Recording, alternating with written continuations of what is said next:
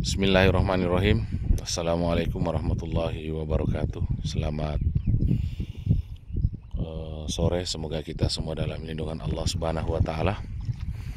Kembali lagi bersama dengan kami, channel YouTube Budidaya Rumput Gracilaria TFTT, membahas tentang teknik atau cara kita berbudidaya rumput Gracilaria. Nah, saudaraku yang saya hormati, beberapa waktu yang lalu kita sedang membuat gudang rumput dan alhamdulillah gudangnya di sana sudah jadi ya. Nah, kita lihat, nanti saya zoom yang di sana ya. Nah, itu sudah jadi kurang lebih sekitar 1 minggu yang lalu, sehingga saat ini kembali masuk masa panen ya. Nah, kita kembali masuk masa panen yang sedang berlangsung seperti yang kita lihat semua. Nah, di sini rumput Gracilarianya.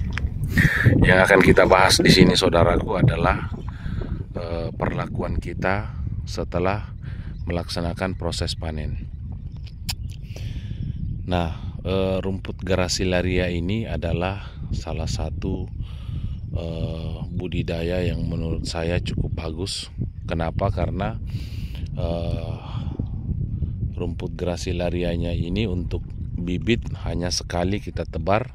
Kalau misalnya perlakuan kita sesuai dengan teknik atau cara kita berbudidaya rumput Gracilaria, insya Allah rumput Gracilarianya itu akan bertahan lama berada di dalam tambak atau empang kita. Nah, pada proses panen yang lalu, alhamdulillah kita sempat mengambil 4 ton ya, 4 ton. Dan untuk Bapak Ibu yang ingin melihat proses penebaran bibitnya, semua kami tuangkan dalam channel YouTube kami, biar Bapak Ibu ada petunjuk bagi saudara-saudaraku semua yang ingin terjun dalam budidaya rumput Gracilaria. Kembali kita ke pokok permasalahan, perlakuan kita setelah melaksanakan panen, saudaraku, adalah kalau saya itu dibiarkan dulu kurang lebih 10 hari. Setelah itu kemudian kita kembali menebar sisa bibit rumput yang kita sisa pada saat proses panen. Itu kita hambur secara merata. Tentunya air di dalam tambak atau empang ini kita kurangi dulu ya. Kita kurangi dulu sampai terlihat jelas rumput Gracilarianya di bawah ya. Setelah itu kita hambur bibit rumputnya merata kembali. Setelah itu kemudian kita melaksanakan proses membasmi hama ya. Nah, ada beberapa hama dalam kita berbudidaya rumput Gracilaria. Yang paling sering terjadi, saudaraku, adalah ikan yang bergigi ya. Tentunya ikan yang bergigi ini akan menghambat proses pertumbuhan rumput Gracilaria. Contohnya ikan baronang, ikan titan. Kenapa? Karena ketika ikan baronang, ikan titan itu merajalela di dalam tambak, otomatis akan memakan pucuk daripada rumput Gracilaria ini ya. Nah, kemudian ada hama lagi, yaitu siput. Nah, cuman persoalannya, saudaraku, kalau racun siput itu atau bahasa kita di sini itu cacak polo ya, kalau di Kabupaten Luwu itu racunnya sangat bertentangan dengan rumput. Jadi terkadang ketika siput itu sudah banyak, maka otomatis kita panen dulu sampai habis rumputnya, kemudian kita racun ya. Kita racun menggunakan racun bisnoid. Tapi itu sangat jarang terjadi, saudaraku. Yang paling sering kenapa kita perlu setiap setelah panen itu melaksanakan racun ya, kita basmi ikan yang bergigi ya, karena itu tadi akan menghambat pertumbuhan rumput gracilarianya. Nah, pada saat kita menebar racun untuk membasmi ikan yang bergigi ini, ikan bandeng itu tidak mati ya. Ikan bandeng tidak mati karena ikan bandeng itu tidak punya gigi. Jadi yang mati semua ikan yang bergigi. Nah, itu adalah hama ya. Kemudian yang kedua, hama yang kedua adalah udang laci-laci atau udang yang masuk sendiri melalui pintu air di sana. Kenapa itu dikatakan hama? Karena udang itu akan membuat air itu menjadi keruh. Nah, seperti itu ya, akan membuat air itu menjadi keruh.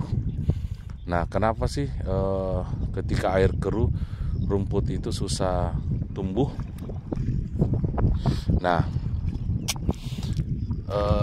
karena rumput gracilaria ini, saudaraku, ini melaksanakan proses makanannya itu menggunakan cahaya matahari ya. Jadi ketika airnya jernih, matahari tembus ke bawah, maka rumput gracilaria kita ini akan subur. Nah, itulah fungsi atau manfaat kita setiap melaksanakan panen itu, kita menebar racun. Nah, racun apa yang kita gunakan, saudaraku? Saya setiap melakukan proses pembasmi hama ini, saya menggunakan racun colormite. Nah, colormite ini adalah racun yang biasa digunakan di di perkebunan coklat ya, untuk membasmi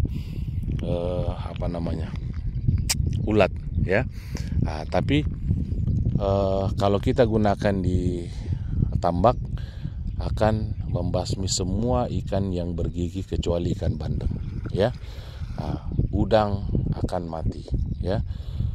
Ikan yang bergigi contohnya ikan baronang, ikan titan, itu semua akan mati sehingga air akan jernih, dan pada saat air jernih itu disitulah rumput gracilaria kita berkembang dengan sangat pesat ya. Nah, seperti ini proses panennya yang sedang berlangsung ya. Nah, kita lihat di sana diadakan proses penjemuran, dan nanti kita akan menuju ke gudang di sana yang ada di sana itu, yang baru saja telah selesai kita buat ya. Nah, seperti itu, dan kita lihat proses panennya seperti ini. Nah, seperti ini ya. Nah, seperti itu.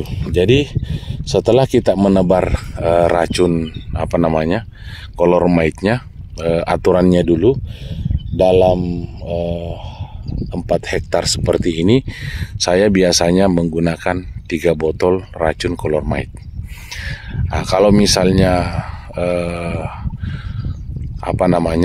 per hektar itu kita gunakan 1 liter ya, atau 1 botol, karena ada juga yang ukuran setengah liter ya. Jadi colormite ukuran 1 liter per hektar. Nah, jadi kalau misalnya 1 hektar kita gunakan 1 liter, 2 hektar gunakan 2 liter, 3 hektar gunakan 3 liter, 4 hektar gunakan 3 liter atau 4 liter. Nah, seperti itu. Saya biasanya menggunakan 3 liter racun colormite ya, dicampur dengan racun yang membasmi hama wereng ya. Hama wereng itu adalah salah satu hama juga yang berada di atas permukaan air, yang akan membuat air tambak kita itu menjadi keruh ya. Nah, seperti itu. Saya menggunakan racun Cipermax. Jadi semua racun yang kami gunakan ini ada dijual di penjual racun. Nah, seperti itu. Nah, setelah kita melihat ikannya sudah mati, kemudian udang sudah mati, airnya sudah mulai jernih, biasanya itu berlangsung 1-3 hari. Pada saat hari ketiga, ketika airnya sudah jernih, kemudian kita mengadakan proses pergantian air, ya. Jadi dikeluarkan dulu, masukkan lagi air baru, keluarkan lagi airnya, masukkan lagi air baru, biasanya sampai 3 kali. Kemudian airnya itu sudah benar-benar jernih, kemudian kita mengadakan proses pemupukan. Nah, proses pemupukan ini saudaraku bebas, kita mau menggunakan pupuk urea. Nah, cuman kalau rumput grasilaria seperti ini jangan terlalu banyak, ya. Per hektar itu biasanya kita gunakan 1 ember lah, ember kecil, ya. 2 hektar 2 ember kecil, ember coran, ya, jangan terlalu banyak. Nah, seperti itu. Kita lihat kalau misalnya rumput grasilaria ke kita biasanya ada penyakit putih batang, nah itu kita kasih TSP, ya. Kalau misalnya kurang pucuk, kita kasih urea dan CA, seperti itu, ya. Nah, kita kembali ke pembahasan, ya, persoalan racun tadi ini. Jadi pentingnya kita membasmi hama itu pada budidaya rumput grasilaria, ya. Setiap selesai panen racun, basmi ikan yang bergigi, basmi udang. Karena kita tidak bisa memelihara keduanya, karena itu bertentangan, ya. Karena itu bertentangan dengan budidaya rumput grasilaria ini. Kemudian penebaran bibit ikan bandeng itu jangan terlalu banyak, ya. Kalau 4 hektar seperti ini 1 sampai 4 hektar penebarannya itu hanya 3.000, ya. Jangan terlalu banyak. Nah, seperti itu. Kalau mulai agak besar kemudian kita pukat, ya. Mulai agak besar kita pukat. Nah, seperti itu. Jadi fungsinya ikan bandeng ini hanya menggoyangkan rumput grasilarianya ketika ikan bandeng itu melintas. Nah, seperti itu. Nah, kita lihat, ya. Kebetulan empang atau tambak saya ini kurang lebih sekitar 4 hektar, ya. Nah, seperti ini sampai di sana, ya. Nah, saudaraku melihat sendiri kemarin proses pembenahan pematangnya. Ini yang kita benahi, ya, yang kita bayar per meter kemarin.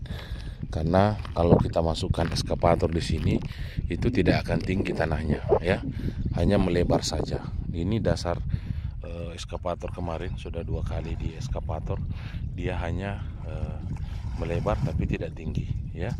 Nah, kita menggunakan jasa orang kemarin, per meter itu 50.000 sampai tinggi seperti ini ke sana, ya. Nah, kita lihat proses panennya seperti ini. Jadi Bapak Ibu yang saya hormati, ketika Bapak Ibu ada kendala di lapangan bisa chat nomor WA saya, kita konsultasi atau komen di channel YouTube saya, ya. Nanti kita konsultasi.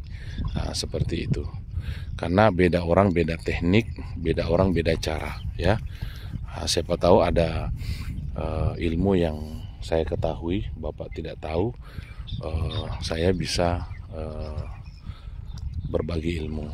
Sama halnya juga ketika saya tidak tahu, Bapak Ibu tahu, Bapak sampaikan juga ke saya, seperti itu. Itu namanya konsultasi, ya.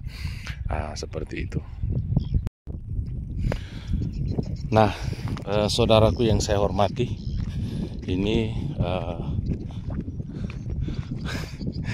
rumput grasilaria yang masih basah seperti ini, ya. Nah, ini persiapan besok dijemur. Nah, seperti ini. Ini rumput grasilaria yang masih basah, dan yang sudah kering itu seperti ini, ya. Nah,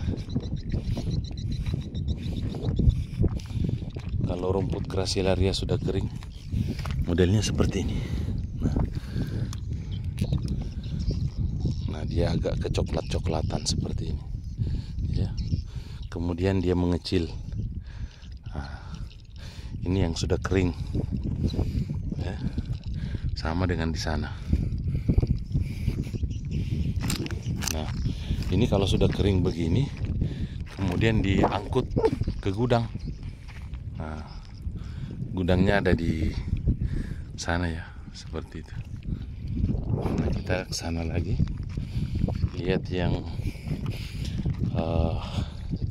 masih basah seperti ini. Nah,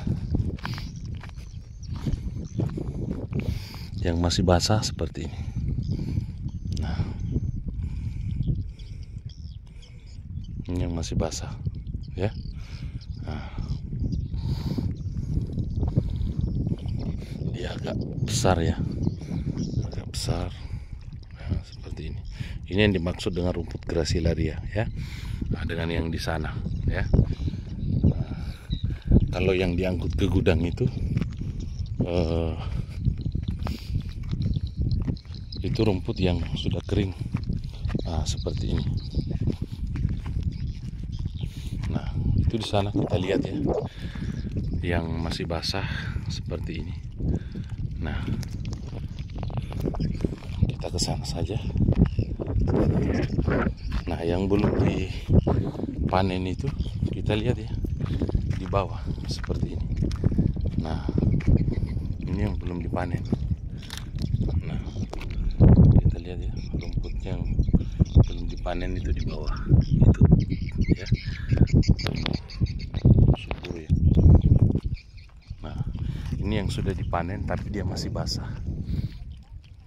Nah, dengan yang di sana, ya. Nah,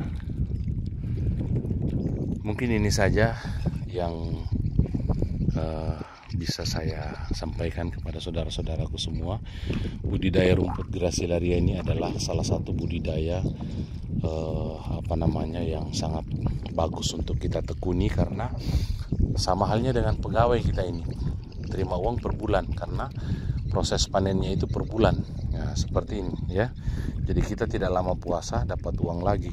Nah, contohnya di sana ya. Di sana itu ada orang juga mau angkut rumput yang sebelah sana ini ya. Nah, kita lihat itu ada yang angkut rumput ya ke sana itu. Nah, ini kita masih menjemur ya. Nah, seperti ini. Oke, saudara-saudaraku semua, tetap semangat, jaga kekompakan dalam berbudidaya rumput gracilaria. Kita saling bertukar pikiran ya. Wabillahi taufiq wal hidayah. Wassalamualaikum warahmatullahi wabarakatuh.